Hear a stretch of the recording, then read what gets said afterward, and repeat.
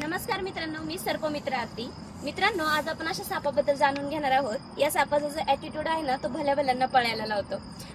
ही माणसांना घाबरून पळते आणि माणसं हिला घाबरून पळतात. बरेच जण हिला नाक समजून पण मारण्याचा प्रयत्न करतात.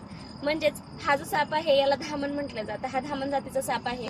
पूर्णपणे बिनविषारी साप आहे. पण या सापाची जर बाईट झाली तर कृपया तुम्हाला हॉस्पिटलला जाणं खूप जास्त गरजेचं आहे. कारण जी बाईट झालेली जागा असते त्याच्यामध्ये इन्फेक्शन होण्याचे चान्सेस असतात. तर या सापाला ओळखायचं कसं? तर हा साप अनेक रंगांमध्ये आपल्या महाराष्ट्रामध्ये आढळतो, तसेच भारतामध्ये पण आढळतो.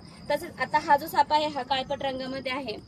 याचं जे तोंड असतं त्याच्यावर टाके घातल्यासारखे निशाण असतात. तसेच जाळीदार नक्षी याच्या मिडल लेंथ पासून ते टेल पर्यंत असते.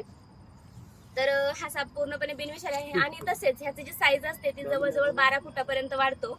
त्यामुळे बरेच लोक याला घाबरतात तिच्या साईजमुळे. तर मित्रांनो, बरेच जण नाक समजून पण याला मारतात. तर कृपा करून अशा सापांना कुठल्याही प्रकारची हानी पोहोचवू नका आणि तुमच्या जवळच्या स्नेक रेस्क्यूअरला कॉल करा. चला, वेळेचा विलंब न करता आता या जीवाला पण जायची घाई झालीये. आपण निसर्गाच्या आदिवासामध्ये याला मुक्त करूया.